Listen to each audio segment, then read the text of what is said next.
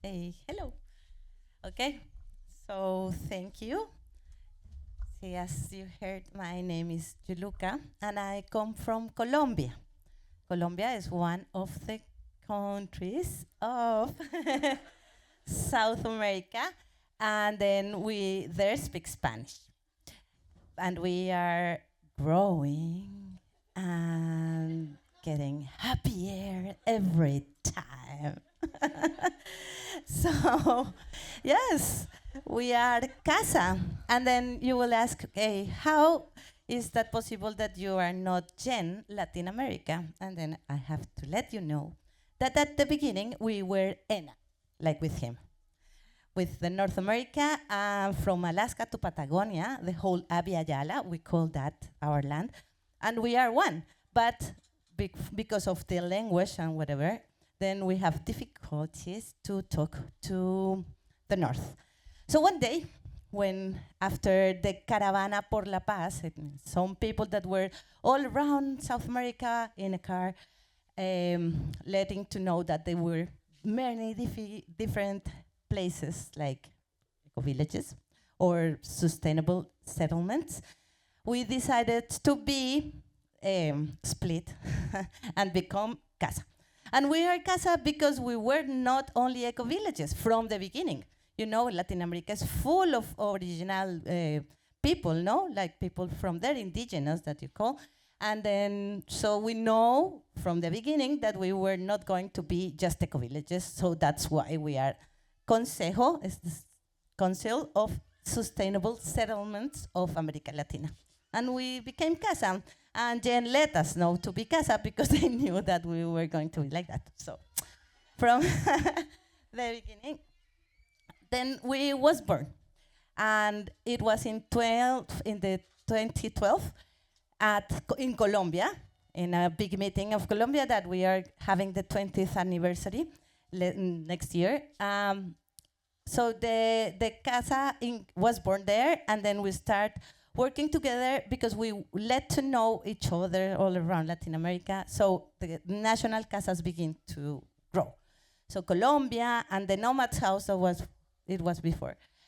Then Brazil and Mexico, Chile, the Youth House, Ecuador, Peru, Argentina, and Paraguay that was born this year. We have a new national casa, and we are so proud that we are growing. As you can see, we are not in all Latin American countries, but anyways, we are in enough Latin American countries to be able to be a network of Latin America. So yes, it's so good that we can feel like that. It's no, you know, and so we have been doing things since the 12th year, and then in these years we have been together sometimes. It's not easy, you know. Latin America is big, and from Colombia to Mexico you need to take a flight, and it takes like 4 or 5 hours to get there.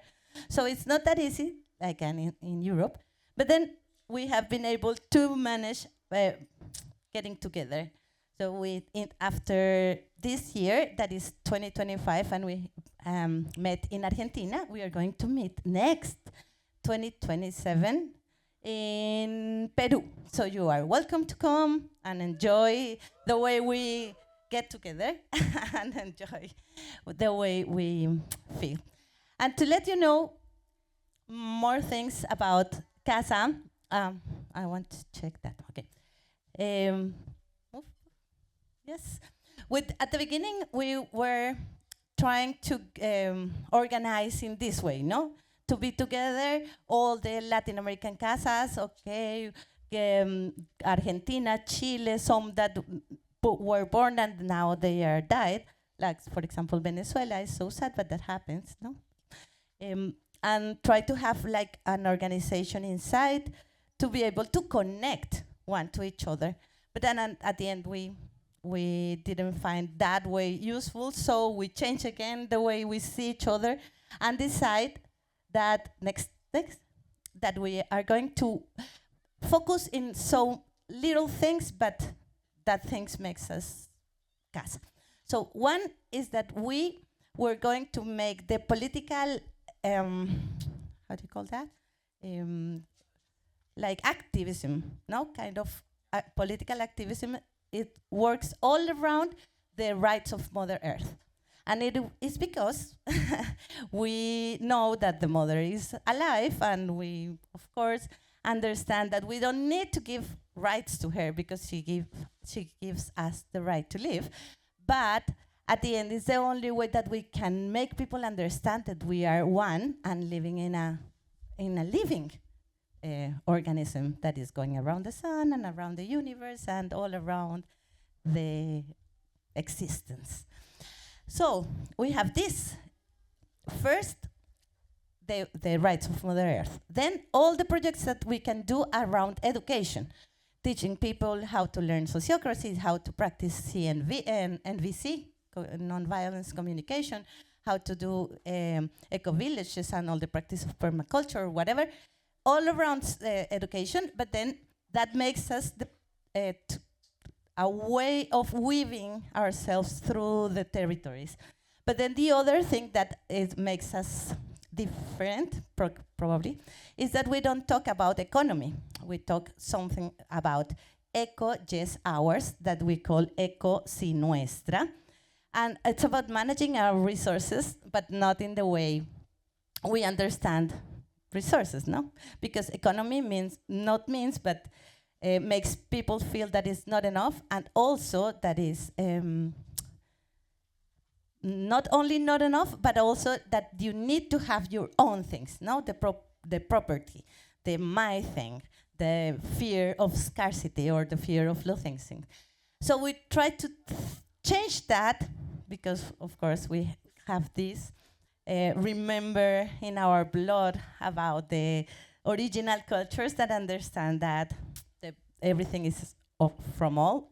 So we have a song that says that we should go together and nobody should stand behind, and then everything is for everybody and nobody should be having none.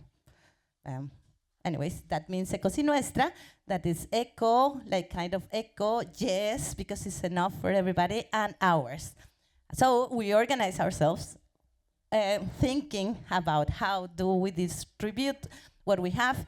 That, for example, in the CASA network, like CASA organization, is nothing because we have no money, but anyways, we have our love and we share it with all, so we are volunteering. And yeah, we have like a big, strong network in Colombia, for example, and a new one like Paraguay, and in between Argentina, for example, that had the meeting this year. And it was wonderful because we get together there in a new eco-village that has been founded, I don't know, 6 or 7 years ago. Yes, but the real thing is that we are doing our best. We are growing, we are having more eco-villages, we are trying to teach the news how to get together and survive in time. You know, that's the difficult time, the difficult thing, and how long? Okay. And it's 3 minutes for me. So I want to sing this song of the Eco Si Nuestra just to let you feel how it is to understand that. So it says, like, que todos vayamos juntos y que nadie se quede atrás, que todo sea para todos y que a nadie le falte nada. Que todos vayamos juntos y que nadie se quede atrás, que todo sea para todos y que a nadie le falte nada. Thank you. If you have any question, we are going to be at the table of meeting eco-villages in this afternoon.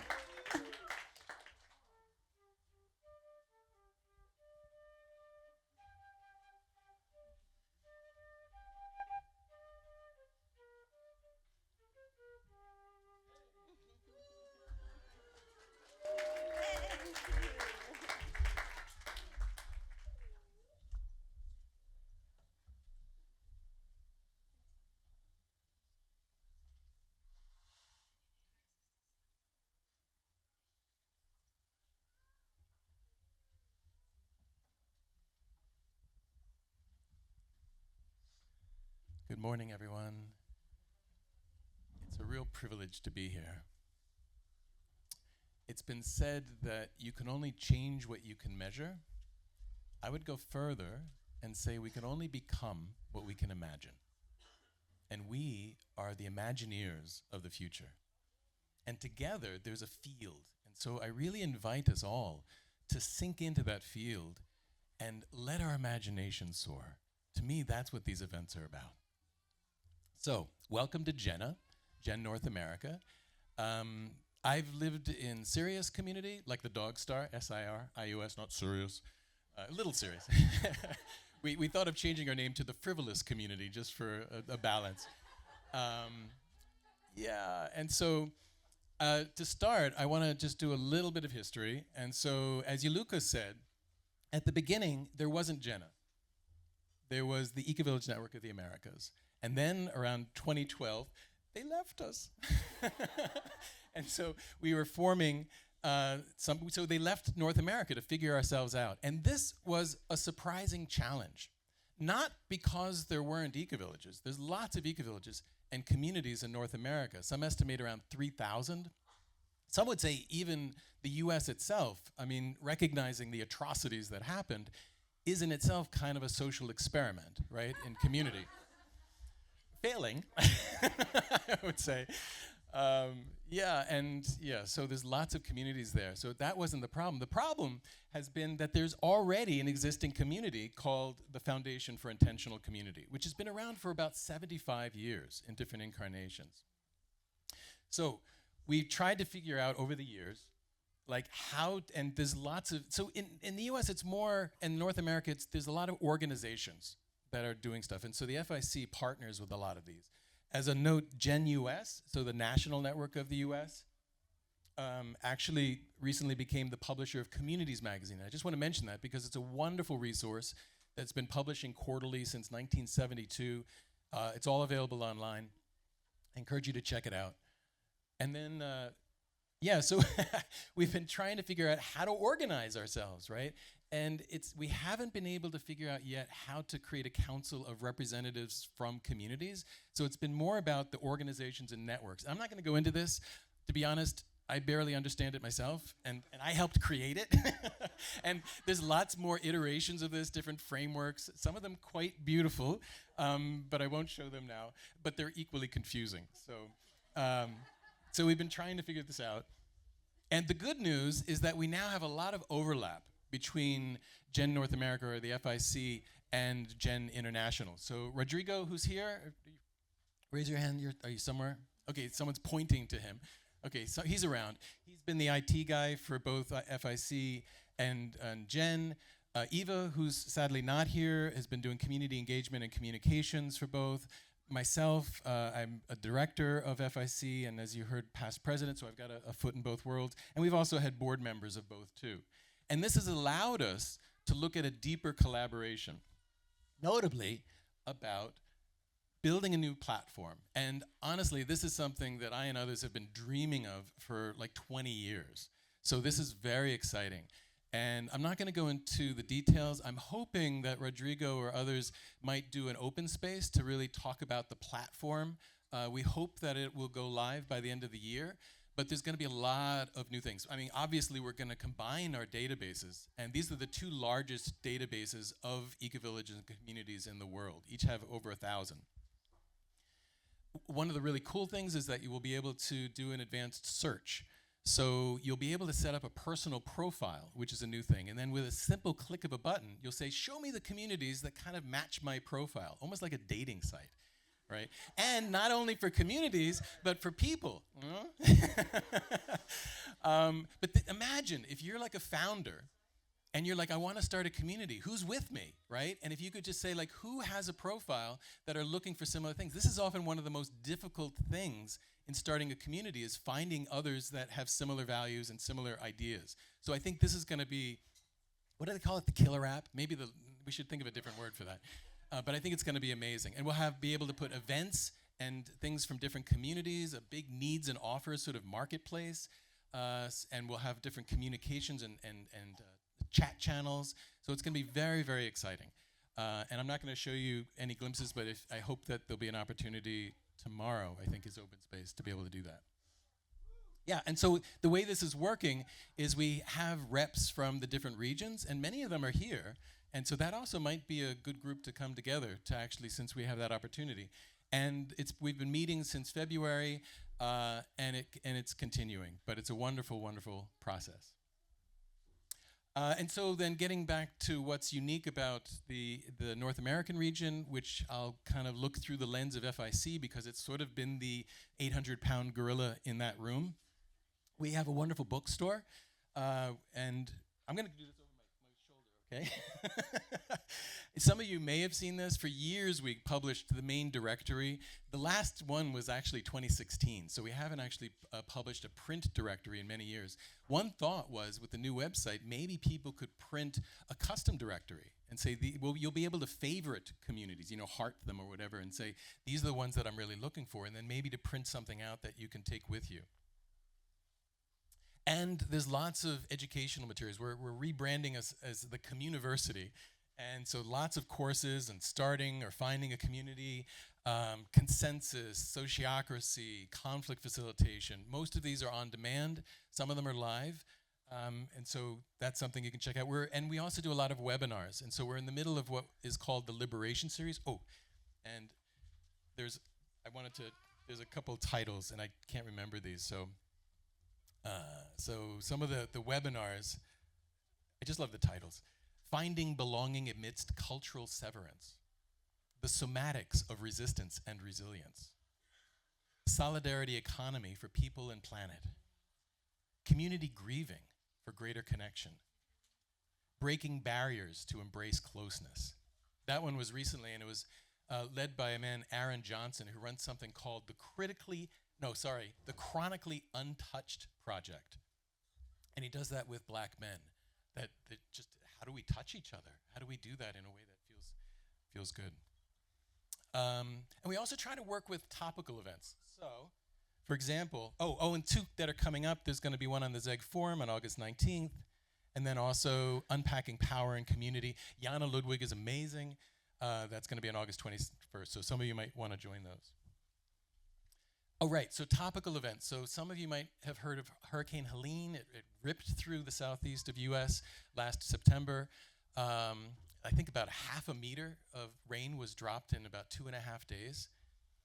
And it really impacted a lot of communities in the southeast, particularly in North Carolina, Earth Haven Ecovillage, Silo community, a number of others.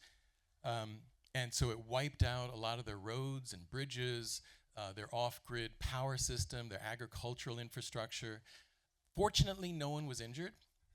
And many of the neighbors were very thankful to Earth Haven in particular because they became a resiliency hub. And many of the neighbors were just destroyed. And so it was one of those moments when ecovillages were that center point for resiliency. And so we also created a webinar bringing in people from Earth Haven and Silo and a couple other local communities, and our very own Anna was there talking about resiliency. And it happened to occur on the day after the tragic presidential election last time. So it gave resiliency a whole new tone.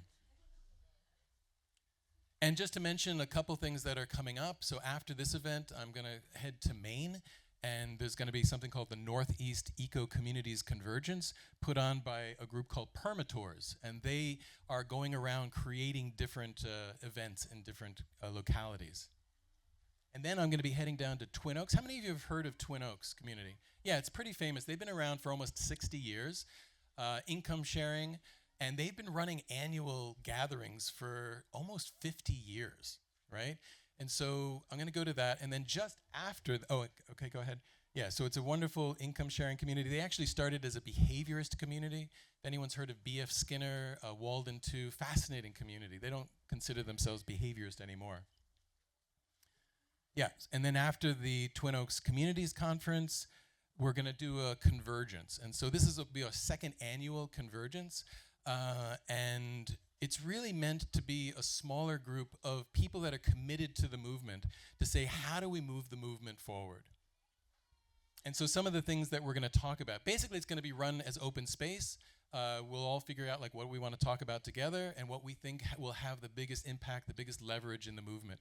So some of the things that we're looking at, we're going to try again to figure out what a JENA Council could look like. I'm still hopeful that we could draw together representatives from different communities, in addition to Twin Oaks and Sirius. There's Ecovillage at Ithaca, LA Ecovillage. There's many, many well-known big communities in North America. We're also going to look at how can we help each other? How can we help amplify each other's vision and message? And there's a group called Post-Growth Alliance, and they've set up a nice system for how we can all take a little bit of time and cross-promote for each other. And that's something I also hope could maybe expand into the region. How might we do that? In fact, PGA has been doing stuff internationally now, largely with, is anyone connected with PGA? A couple, yeah. Yeah, CASA is great. So that's an interesting model that you might hear more about. We're also interested in creating a peace council, or some might call a harm reduction and repair council. And the problem is that there are problems that happen, right? Things happen in community, and the complaints come to us at the FIC. But we don't have a lot we can do about it. We can take them out of the directory. And wouldn't it be great? This is also something that I just want to seed, to have some sort of peace council with wise people who are vetted, who are brought up in from the movement to say, okay, this is a group that can actually hold and process some of these difficulties. Needs and offers, there's a consultancy, which is an idea that's been floating around, and also where we might gather in the future. So that's it. Welcome to JENA, and if you want to talk more about JENA or the FIC, I'll be at the Meet the Communities, or you can just find me. Thank you so much.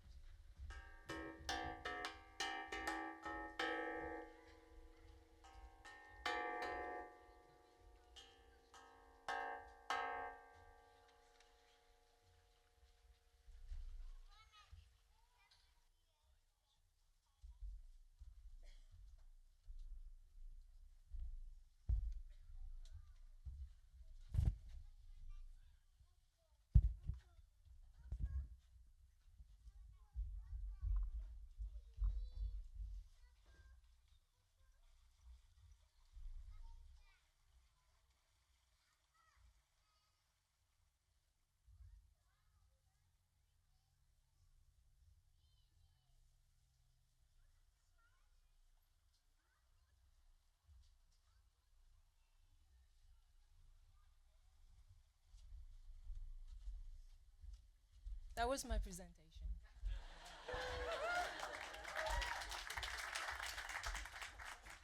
Hey, hello everyone. I'd like for us to take a breath together. And let this breath connect us to the boundless air that's maybe some of it flow from Asia and Oceania all the way here. How many of you have been to Asia and Oceania? Oh, wow. So you might know that we are vast. We hold 51% of habitable land on Earth, 60% roughly of global world population. We have around 63 countries and has over 3,000 ethnicities, and a lot of them are indigenous. Of course, all of the numbers are relative. But I'm saying this just to say a disclaimer that what I'm about to share to you is not going to present all of that richness, maybe a tiny fraction of it. And it's based on the perspective that we have in Gen, Oceania, and Asia through all of our connections, projects, stories. And the first thing to know about Oceania and Asia is that we don't have a fixed membership system. Not like in Europe or in other region. Our membership is very fluid. And on the map, at ecovillage.org, you might find 213 communities, which is a huge underestimation. Some communities have been quiet, but a lot more are not on the map. There are vibrant local movements happening all around Asia and Oceania that we are not yet be able to show them, make them visible. And Also, ecovillages and communities in our region often are in many movements at once. So they could be part of GEN, but they could also be part of Transition Town, Ecoversities, Transition Australia, and other movements like natural farming, climate adaptation, which makes it a little bit tricky to map. And one example that I'd like to share is a community from Vietnam called Thai Ha Ethnic Village. This is a community of 300 indigenous people. They used to live on a mountain land, but then they were relocated by the government to take back the land for military purpose. And instead of, like many other communities, settle down in the mainstream lowland settlement that the government prepared for them, they decided to bring all of their traditional still house to a barren piece of land and start an intentional community. So they're like very unique, indigenous and intentional community at the same time. They share all meals, they have one wallet system, they have revived the ecosystem of the place and preserved their traditional culture and agricultural practice. And at the moment, they're very well known in Vietnam as a tourist destination. But they only have one member who can speak English. And you can imagine that member has to deal with everything related to foreigners, tourists that come from other countries. So even though they are very welcome and open to be part of the network, they just simply don't have the time or the human capacity to maintain the connection. So it's up to us to reach out to them. And this is not a special case. It's the case with many communities in Asia and Oceania where they are doing amazing, wonderful things, but have not yet been able to share their stories with the wider network. And so in Genoa, communities don't need to be on a map or in a database to be part of the movement. They are connected to us through friendship, through stories, through exchange. And that's also part of our strength yet challenge. So we hold about half of the indigenous communities globally. So a lot of the wisdom and the connection to earth are situated around the region. Even though communities in our region also, like many other places on earth, we are heavily impacted by modernization, colonization. But still, when you come and visit them, there are a lot of germs of treasures that we can learn from. And that's also one of the mission of Genoa, that we want to connect to traditional and local communities and learn from them and share their knowledge worldwide. And another thing is also, we are not just big, but we also have many different variety of ecosystems, of cultures. We have desert, we have also lush tropical forest, we have mega cities, we also have tiny islands. And that brings a lot of deep diversity in the form of communities. So we have urban, suburban, but mostly rural communities. We have eco-farms, we have co-housing, intentional communities. But actually what you would find most is the traditional communities that are a lot of them working with NGOs to preserve their knowledge and transform into eco-villages. And another diversity, which is also a challenge, is language. So you might experience this on your journey, like two countries, neighboring countries don't speak the same language is normal. And English is not even the second language in most countries, but most of our offerings in Genoa at the moment are still in English, which is unfortunate because English is actually a sign of privilege in our region. It's not a given. And sometimes for us, it poses a great dilemma of how we can preserve and showcase this beauty, but at the same time help people to connect across languages. And can you show the previous one? I was just also want to touch on the size. We have, many of you know Auroville, the biggest community, the city of dawn with like over 3,000 people. But we also have many small communities with like just over dozens of members. Yet also we have traditional villages like working with NGOs like BASD, Bangladesh Association for Sustainable Development, or the Savodaya movement in Sri Lanka, some of you might know. They work with hundreds to thousands of villages. So they are not on the map, but they are massive. And we also have a lot of work in local communities with governments. And one of the example of showing the challenge, yet also the strength of community, is that at the moment in Australia, we have a very serious housing crisis. The housing price is skyrocketing, but a lot of the local council in Australia are trying to turn down the multiple occupancy policy, so make it difficult for people to live together, which now spark an alliance in Australia. So Gen Australia, together with Ecovillages, with co-housing movement, with circular economy movement, they are now forming an alliance to create a peak body so that they can talk with the government to discuss these issues. So this is where also in challenge you can see the power of community being together.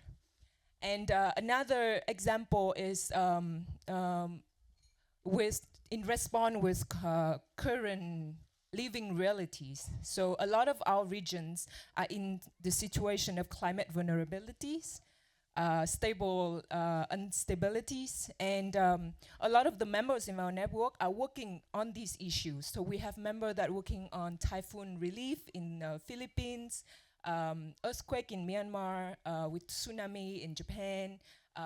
Talea right here works with flood and cyclone relief, and a lot more. And there's also people working with folks in Myanmar who has been going through a very prolonged civil war. And we also work with communities that are affected by the recent dispute between like India, Pakistan, Thailand, and Cambodia. Cambodia.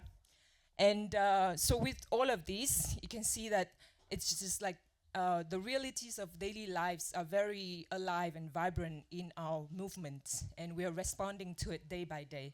And so when you work with communities in our region, it's a lot about very down-to-earth solution of how we're gonna live in our ecosystem. And another example that I would like to share with you, it's from Panya project in Thailand. The reason I want to bring it up, because even though we have a lot of traditional communities, most of us actually were born in communities. We didn't choose to live in communities. And we have to, well, the sooner we can learn how to live in harmony with each other and with Mother Earth, the better. But there's also a growing movement of intentional communities in Asia and Oceania. And a lot of communities started, a lot of them didn't make it. But the death of a community, it's not the end, and this story show it. So Panya project used to be a very well-known permaculture education site in Thailand. If you've been to Thailand like 10 years ago, you probably might have heard about them. They were very well known for very lively workshops, a short-term membership system of international members. And a few years ago, all the founders, who were mostly foreigners, moved on, and the project collapsed. They went quiet for like 4 or 5 years.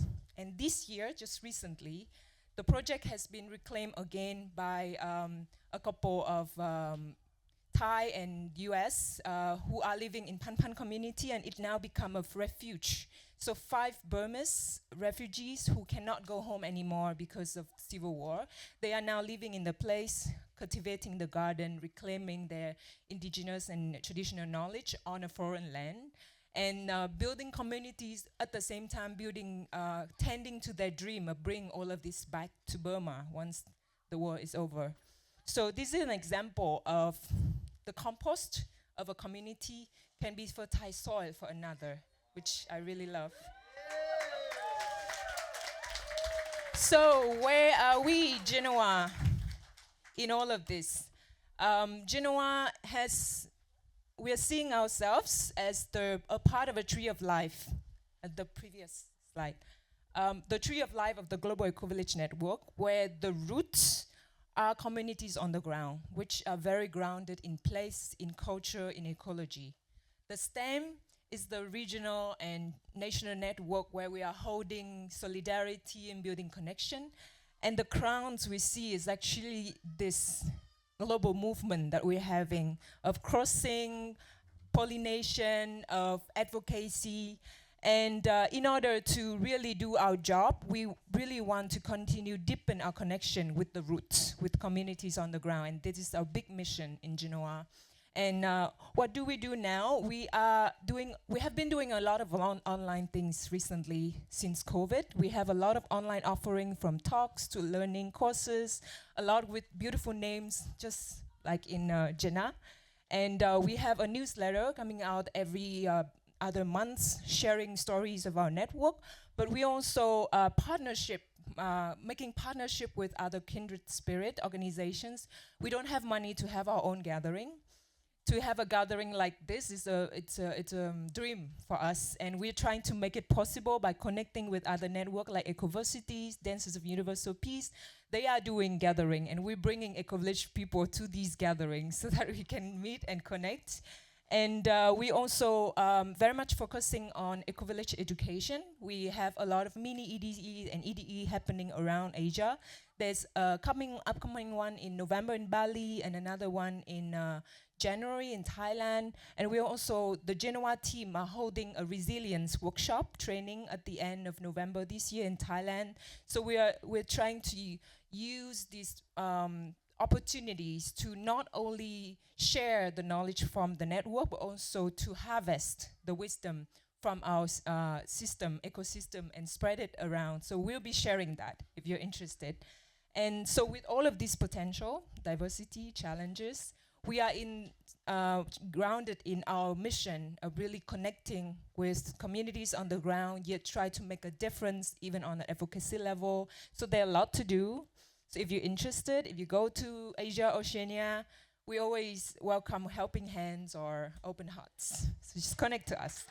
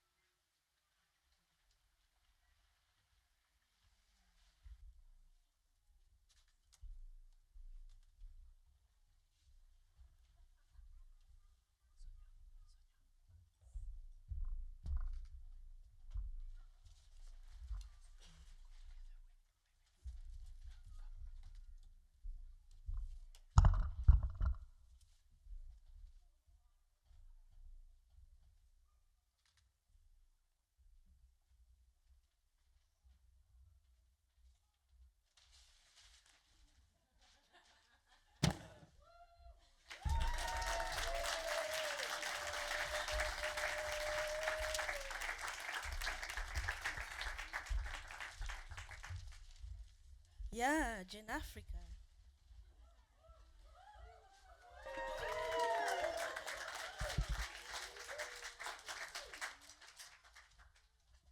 Welcome to Africa. Well, Daniel was telling me this morning that they were making a little joke yesterday, and they were calling it Mama Africa. And actually, when I sat here this morning, I thought, it's very interesting that it's referred to as a mother, even though there's a lot of perceptions about Africa as a more male energy. So yeah, I carry that here also with me. And Gen Africa actually was or started in 2012, and this was a connection with Gen Europe. And at the time there was Steffen, and I remember also Kosha Joubert, and most importantly there was Jane Rasbash, who now in blessed memory. So these were also very like people who helped to root the network.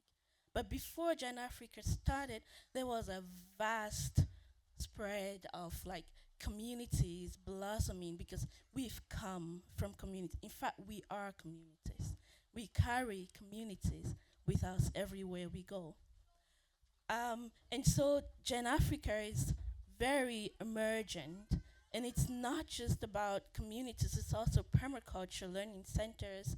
It's about intentional communities, but actually intentional communities are just like 1% of Gen Africa. And Gen Africa is mostly traditional indigenous communities. And I say this with the emphasis because usually when Gen Africa is represented or there like a certain community that is represented, this is usually an intentional community.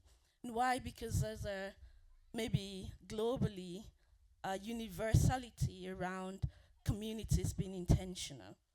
No, and that actually we consider intentional communities as just a subset, and we are really born from community. So we carry that with us. In Gen Africa, and Gen Africa is currently in over 27 countries, not without challenges, but as also a very vast region. It's not so easy to connect and to come together because colonial structures have made it also difficult to move from one part of Africa to another. Um, and so those traditional communities, permaculture learning centers, but what started to spread across Africa is government-driven eco-villages.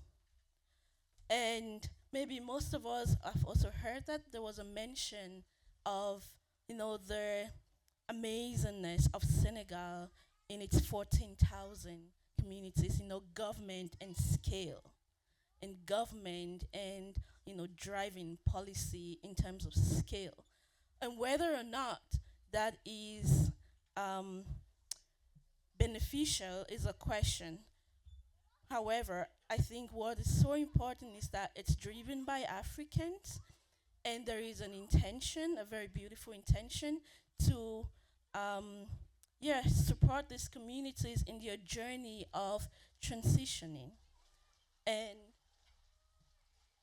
And those government-driven, I would share later on some of the beauties and challenges of that process. And we also have national, but also sub-regional networks. So these are like bioregional sprouts of eco-communities. And an example of a traditional community is Ndem. Ndem is a traditional community in Senegal. And of course, as a Islam country, hugging is not so easy. When we come here and we immediately spread our arms wide and we hug each other. And I remember in 2014 when we had the Ecovillage conference in Senegal and we visited them and we couldn't hug each other. And I immediately realized that there is a difference, so there's a different energy that drops into the space, not because it's bad, but because of their acceptance and honoring and listening to the existing culture that is in that community. And so part of Gen Africa is accepting that not everyone has to be vegan, vegetarian, but some people can also be vegan, vegetarian. And not everyone needs to have the same culture. We are gonna accept each other in our diversity.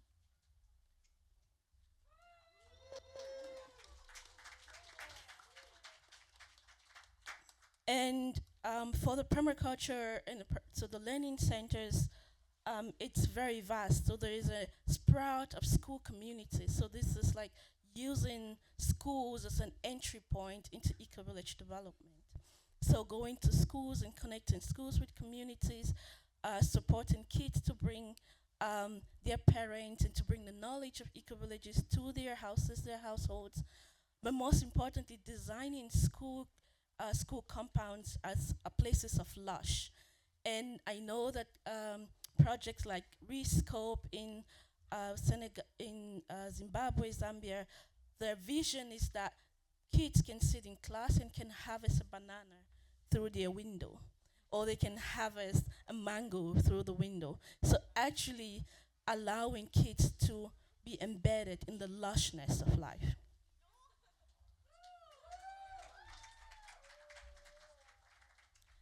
But also there are like communities or schools that are on 50 hectares. So there's, in terms of scale, also really big um, permaculture projects that support vocational training. So it's a connection between um, practicing permaculture, practicing eco-village, and passing that knowledge on to the next generation. And government-driven communities. So Senegal, Togo, Burkina Faso, at a certain point in Gen Africa, there was a real mission to support governments in achieving the nationally determined contributions in terms of achieving or supporting the fight of climate change. So we attended many climate conferences, and at those climate conferences, we brought with us the idea that we want to support governments actually to use eco-villages as an approach to meet their nationally determined contributions, which they've signed to. And governments started to buy that, not without difficulties, because governments think, okay, when I put a solar panel here, that's a great eco-village. And then we start to notice actually eco-villages are a process, and we would like governments to, aside from this top-down process that allows for thousands of communities to be transitioned into eco-villages, that there's also a bottom-up process where there's an ownership of communities owning the process and driving the process of eco-village transition. And today we also have Kofi, and Kofi is a government representative. He's far over there. Kofi is the managing the eco-village program in the Ministry of Environment in Togo.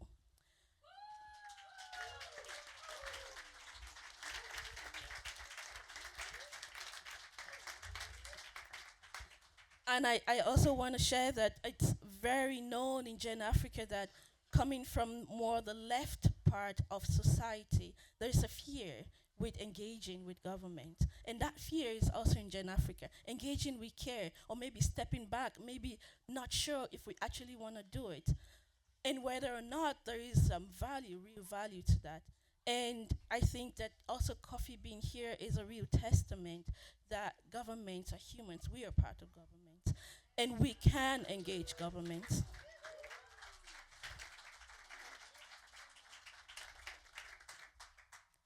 Yeah, and those communities are also traditional communities. And as you can see, they're forest conservancies, and and doing also really great projects. Yeah, and sub-regional, this is, for example, Sahel, where Usman, who I am currently, must say, representing or replacing because he couldn't get a visa like many others from Africa who couldn't get a visa to be here today. Usman is doing really great work in the Sahel region, regreening the Sahel region. And this is a very, very important work also around peace building.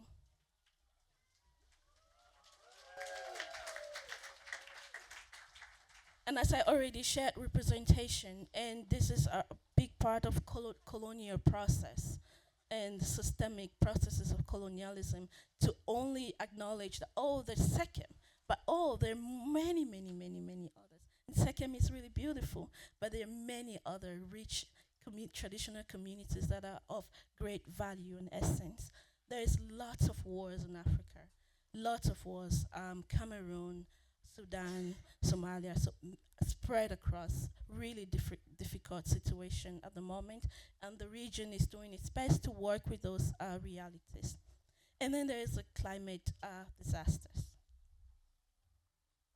Yeah, and our flagship program is the Pan-African Ecovillage Development. This is the program that, of course, engages government, engages traditional communities, and young people towards eco-villages more as a mainstream approach to engaging communities and developing and development as a whole in Africa.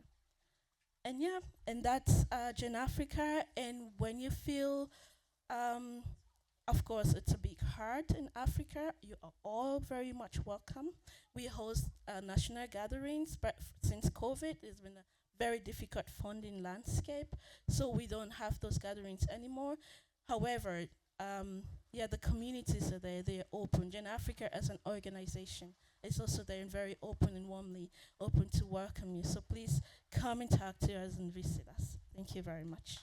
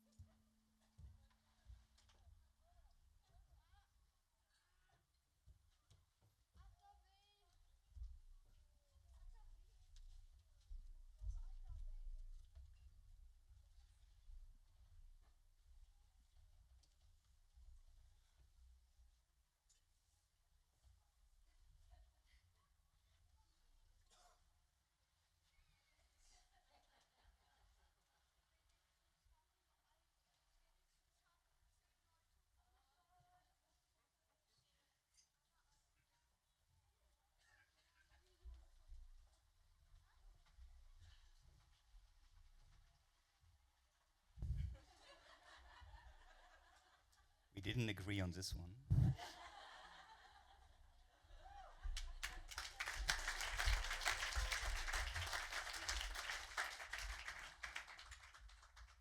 Well, I must tell you, I'm really nervous. Who am I to present Gen Europe? And why do we have all these regions? To be here and to listen to these fantastic speakers before me, I really want to stress the point that we are all Gen. And we live in different regions, but we move between the regions, we cross-pollinate, and even so we speak about our region, whatever that means. Sonita lives in Germany these days because she has to. Others go back and forth. I really want to make the point, Gen is not about regions, Gen is us. It's about the whole network.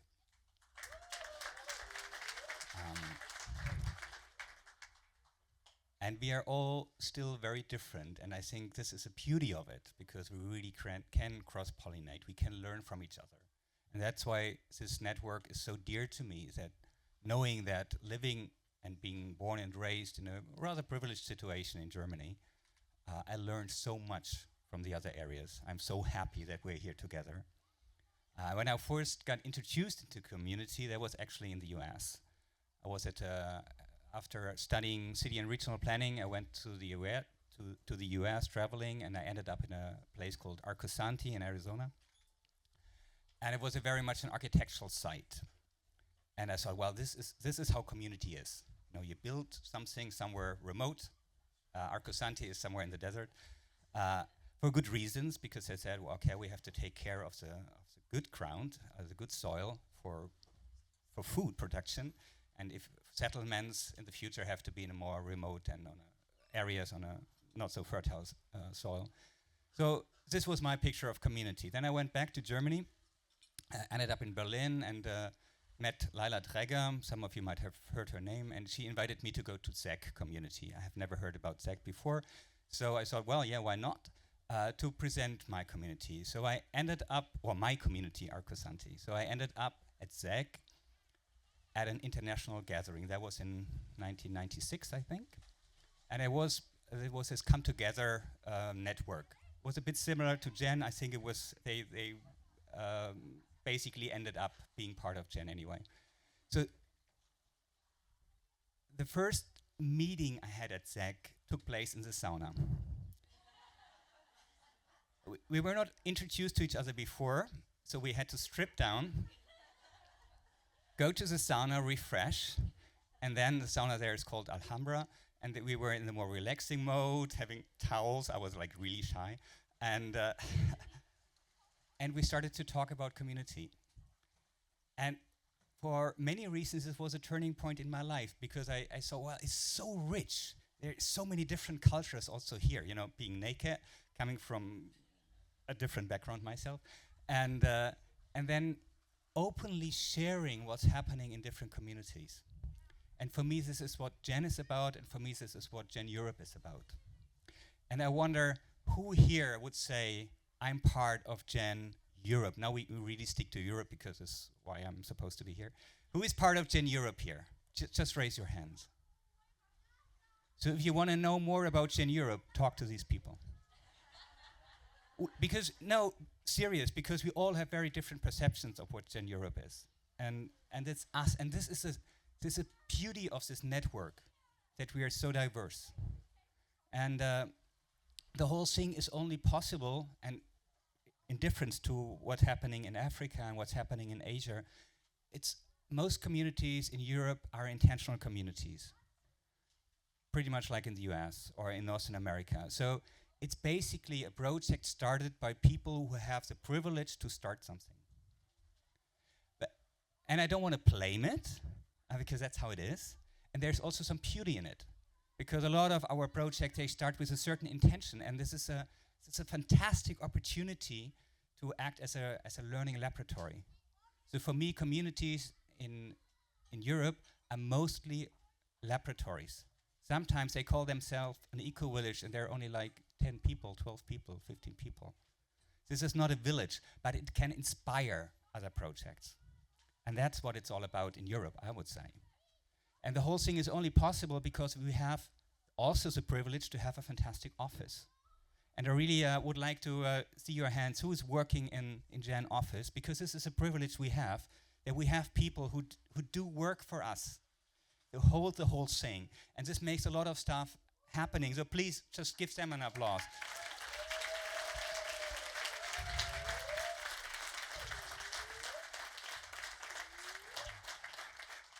And that is a big difference to projects or to Gen in Asia and in Africa and in Latin America, because they're not paid well, I have to say that. And they invest much more in terms of time and energy than they get back in money. But still, it's a fantastic opportunity to go for state funding, for example. And as we are in a rather rich continent, we have the opportunity to get European funding. We have Horizon 2020 projects, which is like a huge funding line. We have Erasmus projects, which is basically an opportunity to visit each other, to learn from each other, and to travel around. And this is also a fantastic opportunity, especially for younger people, to meet, to become Europeans, to cross-pollinate, to learn, to visit different eco-villages. And I really would like to see who has been either an ESC, that means European Solidarity Corps, so working in another or being in another community for a while, or who has profited from an Erasmus project somehow. You see, this is a lot. This is a lot. I'm also one of the profiters.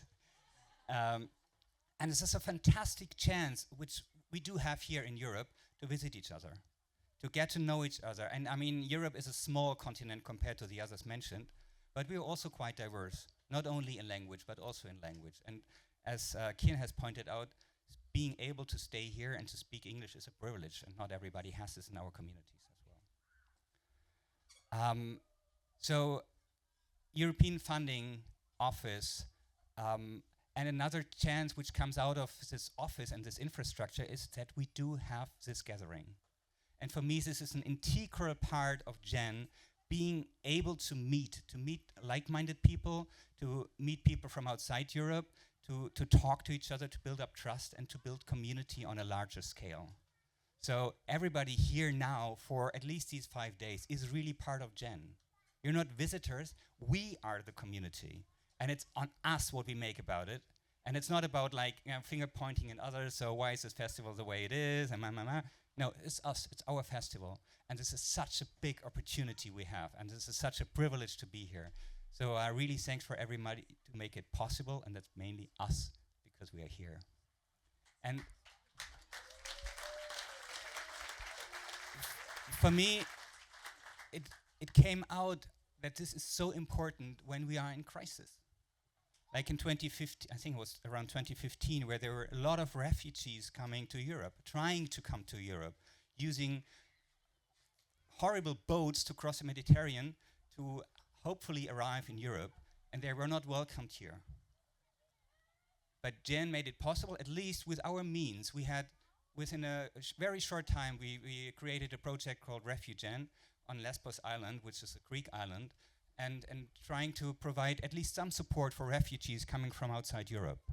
And that was only possible because we knew each other, because we trusted each other. There was somebody like Gerhard from Heilhaus, he said, okay, I'm the treasurer. And he received money from all over the place because people trusted us. They knew, okay, if he's a Gen member, it'll work out. We worked with Scala, a community in Greece, which hosted many of us for some time to relax, to regain energy again, and then do the work we had to do in Lesbos. And that was only possible because we knew each other. So that's why these festivals, they're not just festivals for party, and it's good to party together, but they're also festivals to get to know each other. In 2000, I think it was 2018, Ukrainian friends helped me, I think, in Liloru anyway. Ukrainian people came. It was a huge, well, I think it was Maxime first, and then more and more people came. In Banyana, there was a huge Ukrainian delegation, and it was just, we were all happy to have them here. But then in 2022, when the full-scale invasion started, it was so helpful that we trusted each other, that we knew each other, and within 2 days, we had a project running called Green Road, supporting refugees in Ukraine, but also people who wanted to leave the country. And that's only possible because we are all Gen community. We trust each other, we work together, and we have a solid basis in community.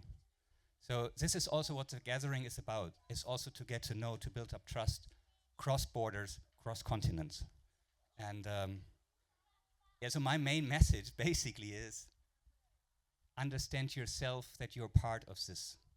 It's not us serving for something, it is not so special, but it's about human beings coming together, creating community, be it on a place, be it just in a national network.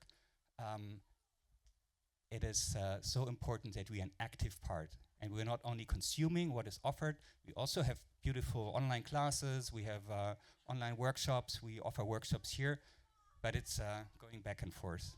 If you're only come here to take what we have to give, fine. But if you give it back to others, then it's community, then it's caring, and sharing is caring. Thank you very much. Become part of our community.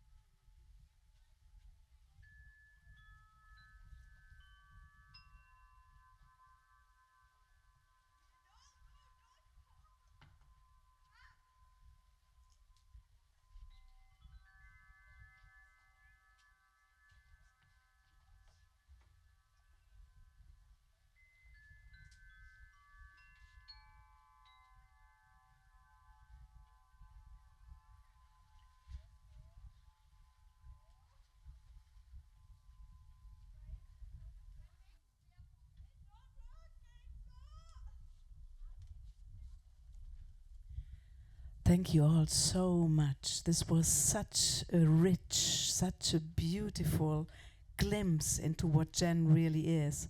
And I think we all could really feel in our hearts what it means, what this connection means, and how special it is, and what a privilege it is to be part of this. And in this is the right moment also to give the greetings from Kosha Joubert. As I said yesterday, Kosha has been really the driving motor from 2008 to 2020. And all that has been created and that we are profiting from has been really created through her energy, through her vision, and through her big heart beating really for the Ecovillage movement. And she could not be here because she had a previous very important commitment, but she really wants to give her heartfelt greetings to everybody and a big hug to everybody.